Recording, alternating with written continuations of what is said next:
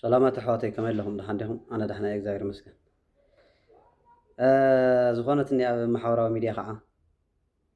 لو مسبتهم زولدنا يوم دكنا مزيمنا زرزرو توم محاورة ميديا وصيام زلو دك أيام دك عبيتي تخكلي دك أيام دك أي سلا زخانة خاعنا ندك أي زد لنا قري قبر له ندك أي زد لنا قر كاملاو تسفينا ونقص تدخل على ورحي لعل خندي كرشي خمسة أتخيلكم تشك مقارد خليه تسقم يقول غير خبل دلي يخونكم مكنياتو غوركم دقاي نمان ميخونن تزبهر زلغن كاب حق وصا مخانو كتفلطو سلا زلكم يز نغركم لخ دق عبيت كاب حق وصا ناي صلات شرحي بقانو ميلاوس تاي غيرنا وي بخميم تنا نسكون نشبر رأيو أمبر دقاي بعلي يمهر دقاي بعلي يغلب جزاكراي بعلي يخفل دقاي سلا زخونو مالتي ساتون قلعي من ما يفلطو نعوتو انت لاتم كاتو يم ناوزدل يتخاتو يم قلعيو نسو ود 9 عامتيو نسابال 6 عامتيا حقهم يم قلعي من غورو يخول ابنا كوزي يقبر يخول يخول غانا قلعيو نمانم الى زيكونت ندق الى يغن زغورو كامولاو تسفاي ناب نغست تخلو زات قرشه ورحي دعل خندي مخانو غن مرغاص يكالي نتوم صبوق زارو نتوم صبوق زحاسو سبات يزواغو الله امبر توم حماق زغورو سبات اوريدي اجندኦም زمچኦም ስለዝኾነ ምንም አይግድሸን ምስሩን ክሰምዑ ውን አይደለም አነ ግን ደቀይ ያቢ ደቀይ ይቅልብ ደቀይ የምህር ስቲል ክስካብ ህዝ ማለት ንምንታይ ዳ እዩ ከምዚ ተገይሩ ተይልኩም ግን ናይ ጸላእቲ ስራሕ ይዚ ክግበር ስለዘለዎ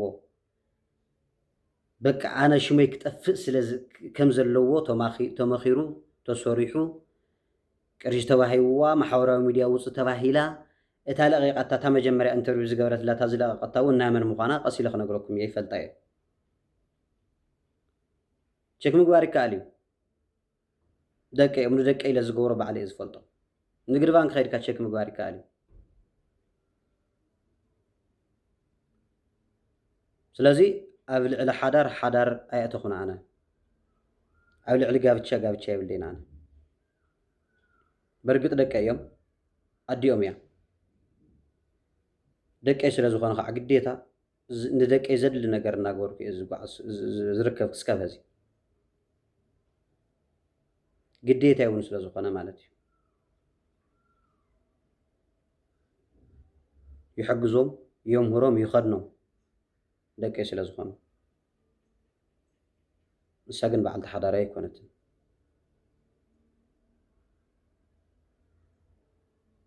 በዓልቲ ሓዳራይ ኣይኮነትን በዚ ኣጋጣሚ ክትፈልጥዎ ዝግብአኩም ማለት እዩ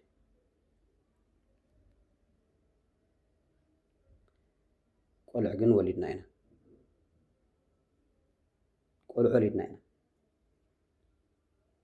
ደቀ እዮም እዚ ነገር እዚ ክግበር ምዃኑ ዘይተረድአኒ እምበር ናተይ ኣካውንት ኣክቲቭ ስለ ዘይኾነ ናብ ትርሓስ በሪሁ ዝብል ኣካውንት ክበካ እየ ናብኡ ኢኻ ኣታዊ ትገብረለይ ተዋሂሎ ዝወርሑ እዚ ከምኡ ኢላትን ዘመቻ እዚ ክካየድ ምዃኑ ይተረድአኒ ኣነ እሺ ኢለ ናብ ትርሓስ በሪሁ ዘለኒ ዝኽእል ኣታዊ እናገበርኩ ተለይልኩም ከቕርበልኩም ይኽእል እየ ፍታ ወርሒ እዚኣ ዝኣተየ ቐርሺ እንኳንስ ውሕዱ ይኾነ ግን ደቀይ ስለ ዝኾኑ ሰይደለኹን ነይረ በቃ እቶም ጸላእት እዮም ናብዚ እትዮምን እኒአው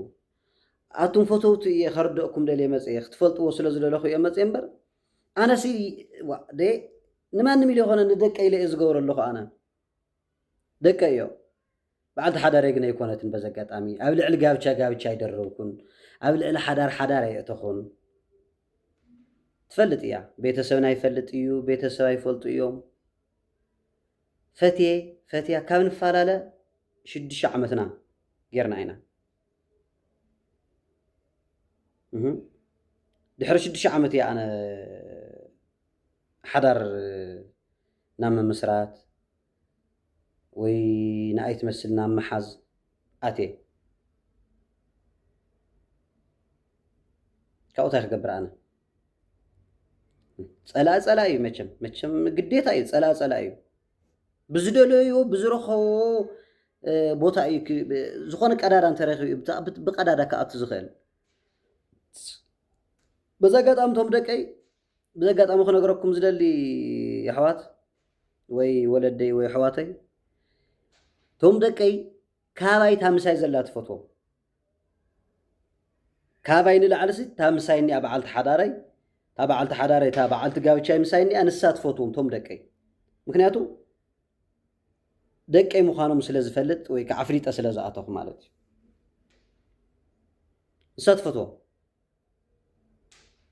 ካባይ እሳ ትገብረሎም እዩ ዝበዝሕ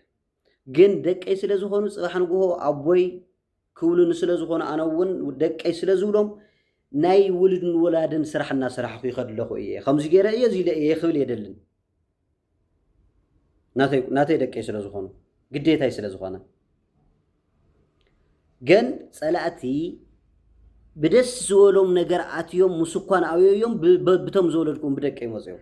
ይምፁ ፀገም የለን ሚላው ኣንተ ሓማቕ ኢልካ ንዘይኮነ ክናደድ ወይ ከዓ ኢልክን ንዘይኮነ ክናደድ ፅቡቕ ምዃነይ ስለ ዝፈልጥ ተረጋጊዐ ዝጓዓዝ ኣነ